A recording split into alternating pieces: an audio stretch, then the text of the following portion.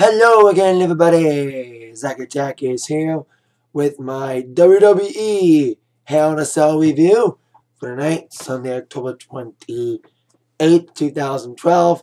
Now, my one review this past Monday, I said that that I wasn't too keen on this pay-per-view card. On paper, to me, this card looked like a bad card. You had the main event matches I wasn't too excited for, especially the world title match I wasn't excited for. WWE title, we all know that story. So I wasn't looking for this pay-per-view. I thought it was going to suck and become maybe the worst pay-per-view of the year. But you know what? I was kind of surprised. It's not a great pay-per-view. It wasn't a great pay-per-view, but let me say it was better than expected. The other card was pretty good. The first 5 matches were good. The 2 main event matches, better than I thought they were going to be, especially the main event. Very surprised by the main event. Very surprised. But I'll give pay-per-view rating. I've been debating it to myself, but pay-per-view rating will be 6.5. If the main event would have been a lot better, it would probably been decent, better than expected, but still, Night of Champions was better, but what you expect for pay-per-view named Hell in a Cell in TPG land. So there you go.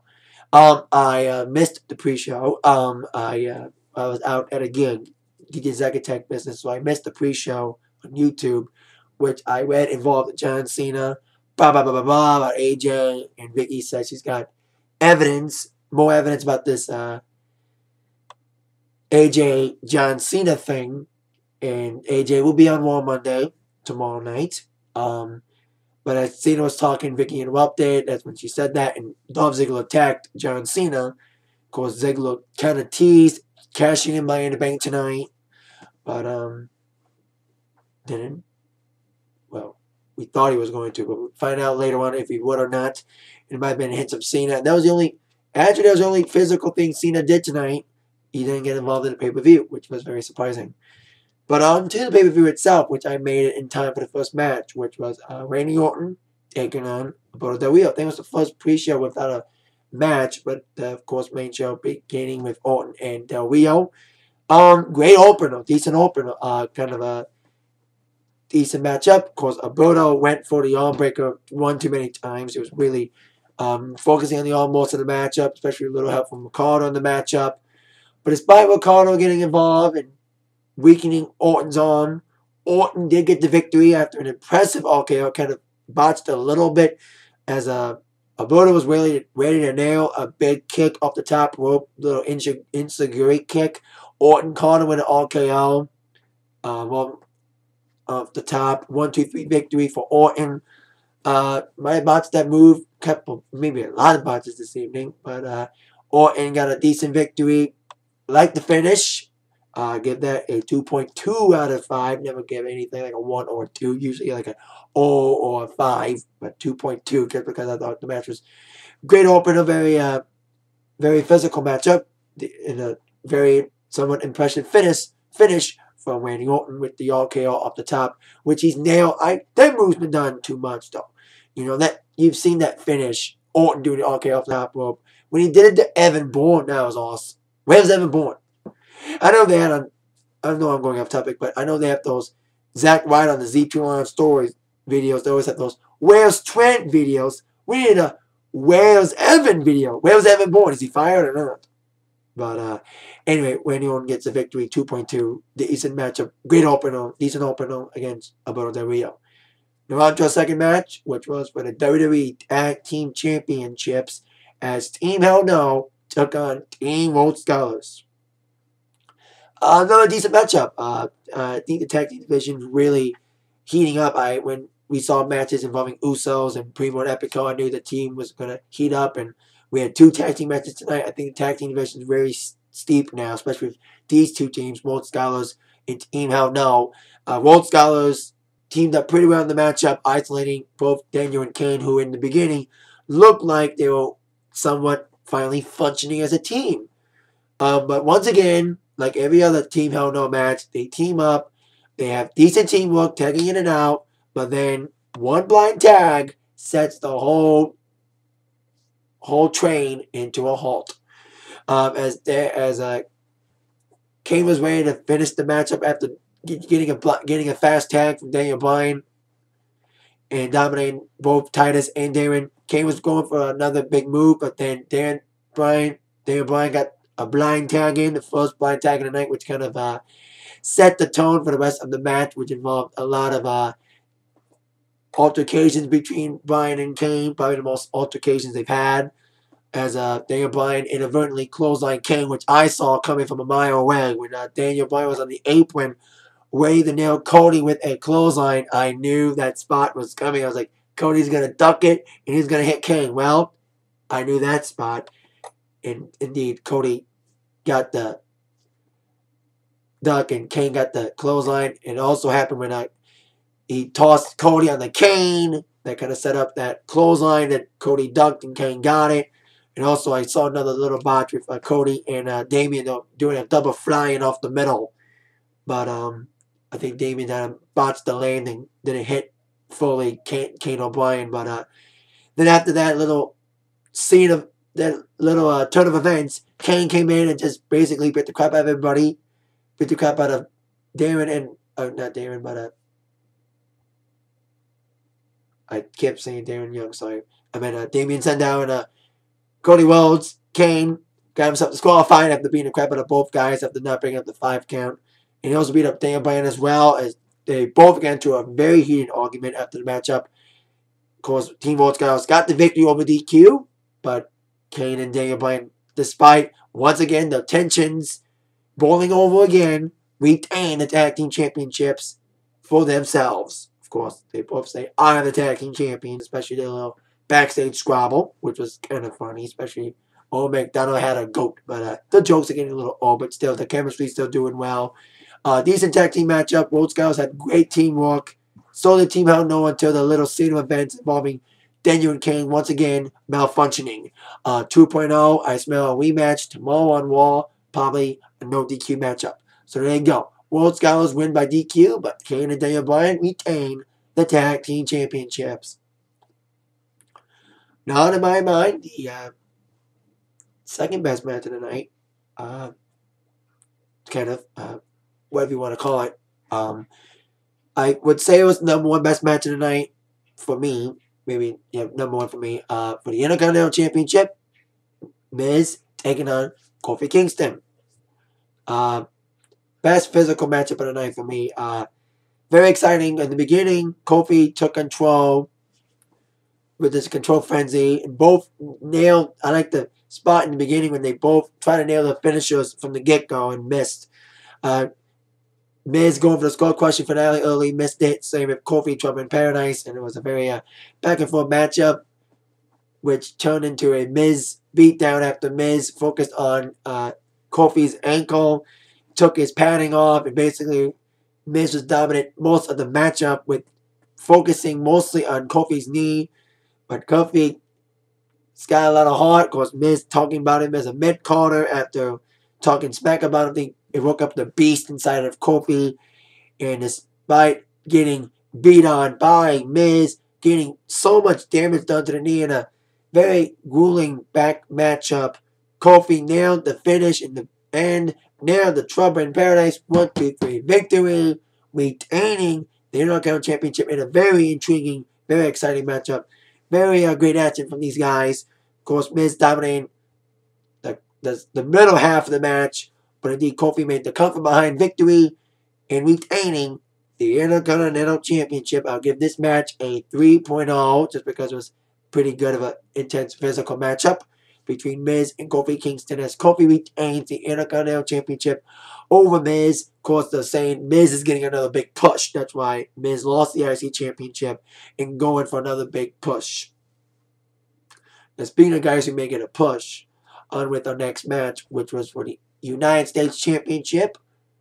All title matches all in a row after Orton and Alberto.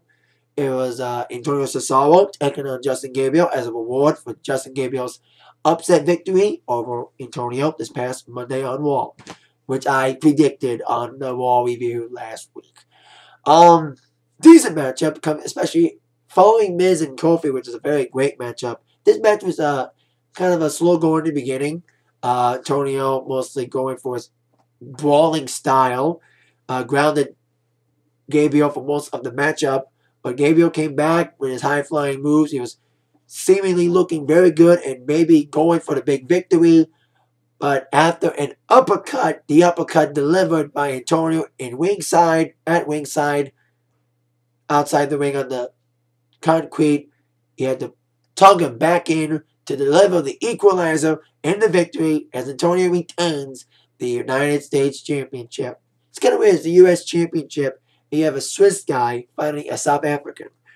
Anyway, 2.0 for me out of 5 for this match. It was because it was slow in the beginning. It kind of picked up a bit, but indeed the victor and remaining United States champion is Antonio Cesaro. Now, saw some little skits throughout the evening involving Vince and Punk. Of course, I'll reference to Punk in a moment when I get to his matchup. Also, Vic, because I guess Vic and Punk things. And also, I saw this little funny skit involving Zack Ryder dressed up as the wicked witch, Eve, with a fake nose and all. And even Santino walked in like Lady Gaga. And it was classic. It was in Atlanta. And we saw Juan Simmons. Damn!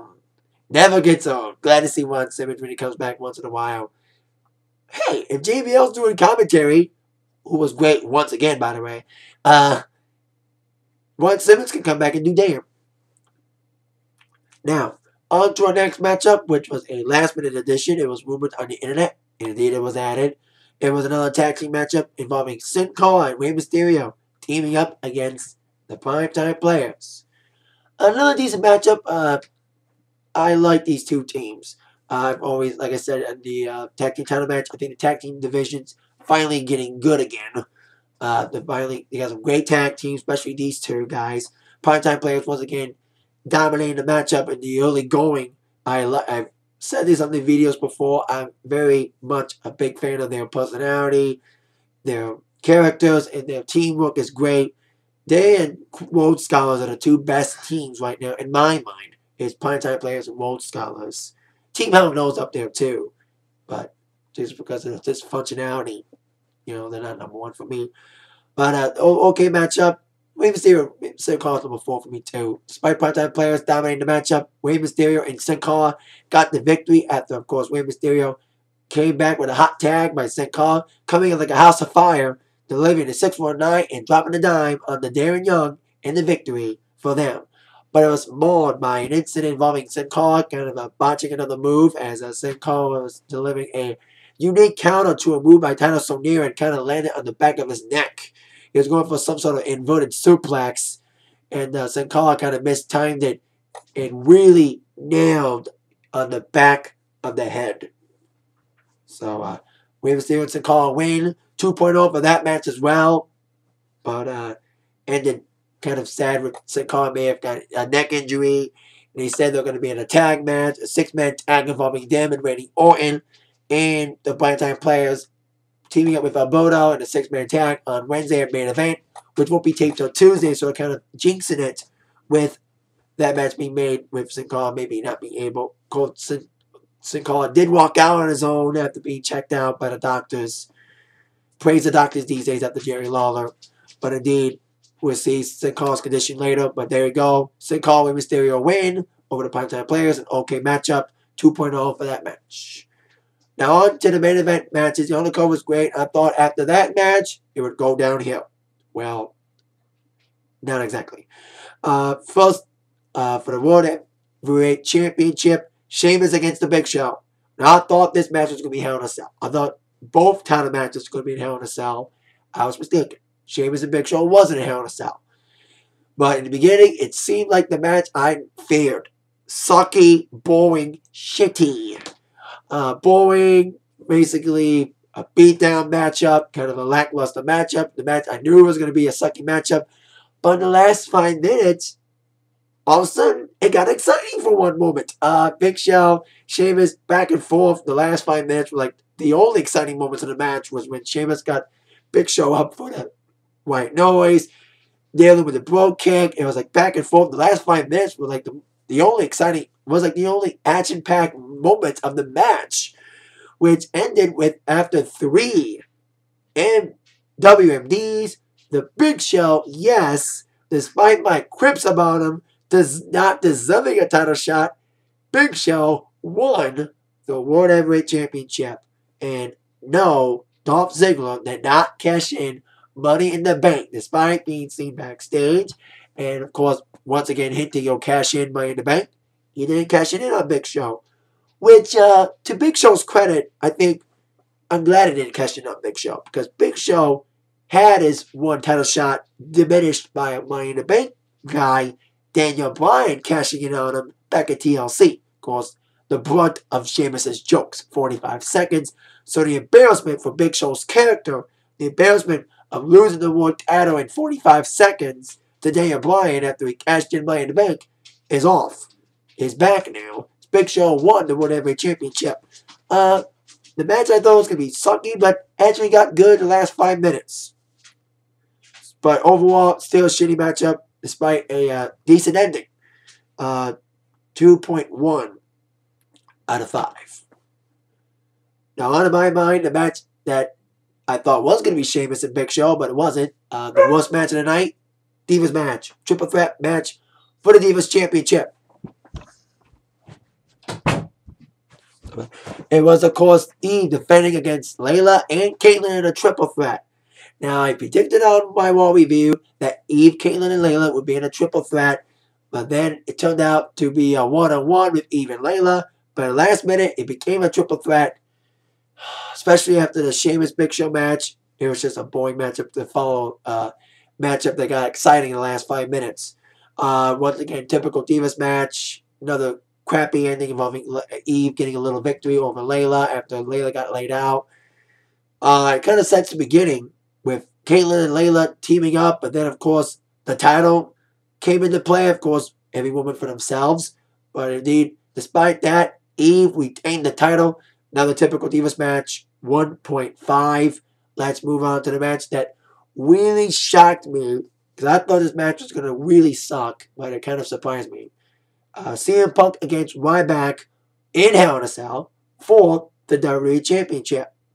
Now, I actually liked the booking for this match. I actually liked this match. It wasn't as bad as I thought, but the way WWE booked it made very, very possibilities happen, which I'll explain as the match goes on. Punk and Paul Heyman throughout the evening were trying to talk to everybody they could. Talking to Vicky Guerrero, talking to even Vince McMahon, for any way, shape, or form that this match could get canceled. CM Punk is scared of Ryback, but the match ran on. And in the beginning, it seemed Punk was scared at first, avoiding Ryback at all costs. But indeed, once it got physical, Ryback dominated the early going of the matchup, brutalizing Punk in a surprisingly good match. I actually like this match for some reason. It actually surprised me. They used the cage little, but at least they used it as a weapon as Ryback rammed Punk against the cell. But as Punk went out of the ring, went under the ring, that's when Punk finally got the advantage after being dominated by Ryback in the early going. Paul Heyman distracting Ryback as Punk was underneath the ring. Ryback turned around and got nailed in the face with a fire extinguisher by Punk. And also Punk nailed a steel chair got into play, even a candlestick. But Ryback indeed was unstoppable despite CM Punk's great offense, including nailing him numerous times with the double axe handles, giving him the big knee lift, and indeed delivering the elbow. Ryback still cannot be stopped. Well, until the referee got involved. Now, before I go even further in the matchup and explain the whole referee thing, a few months ago, they had this whole storyline about WWE Instant Replay stemming from a match involving CM Punk in a tag match where his foot was on the rope and the referee did not see it, and the referee got chastised for it by Paul Heyman and CM Punk. Well, that same referee that apparently screwed Punk that night inadvertently screwed Ryback tonight in a very controversial finish of the matchup as Ryback was dominant and ready to deliver the shell shock after the clothesline. Referee stopped him for a moment, Bam! Nailed him with the low blow. 1, 2, 3, quick count. CM Punk retains the WWE Championship. Now, after the match, this is where things really got exciting and interesting. After the match, Punk was trying to run out and trying to make the referee, Mike Chioda, outside the ring, unlock the cage before Ryback could get back up to really raise hell on both Punk and the referee in a very controversial finish. But it was too late. Ryback got a hold of Punk and the referee as Ryback delivered the shell shock on the referee, destroying the referee, and then chasing Punk outside of the ring, dominating in a post-match attack, which ended up with Punk climbing on top of the cell, with Ryback chasing after him and finding on top of the cell. That I think should have been done during the match, not after the match. But that's just me. Anyway, it ended with Ryback delivering the shell shock on Punk on top of a cage on the cell as Ryback, despite losing, has the last word. Now, I said I liked WWE's booking of this matchup. I'm glad that one, Ryback did not win. But they still made him a threat. Despite the fact that he lost in a screwjobby finish, Ryback still is a liable threat. You know, I'm glad Ryback did not win. That Punk still is the champion. Because I said many times, Ryback wasn't ready for the main event. But he had himself pretty well in his first main event. You know, he kind of carried the matchup and really kind of looked decent in this matchup, despite losing. And I don't think... Does anyone think that this should count as Ryback's first loss? Maybe to kind of say he didn't really get defeated because he got screwed out of that. But that's what the thing about this booking is. It makes so much possibilities that Ryback is still a liable threat. You know, setting up various storyline possibilities for him and Punk, especially with maybe Ryback getting another match. But indeed, Ryback still proves he's a liable threat. 2.5. 2.0 for the match, but extra 5 for the after-match festivities. So there you go. Punk defeats Ryback in a very controversial finish, retaining the WWE Championship, but kind of building a possible long, lengthy feud with Ryback. Despite my quips about him. But Ryback still is a liable threat, having the last word of the living shell shock on top of the cage. Like I said, that match surprised me tonight. You know, I thought it was going to suck bad, but you know what? The match was somewhat exciting. After the match was awesome. I like to use weapons. For being TVPG, it was a very surprising match and a very surprising pay-per-view. Despite my quips and thinking it was going to suck, but in the end, it was just decent and kind of surpassed my expectations. That is it for my Hell in a Cell review. See you all later. Thank you all very much for watching. With that in mind, you've been attacked by the review from Zach. Thanks again. See you next time. Yeah.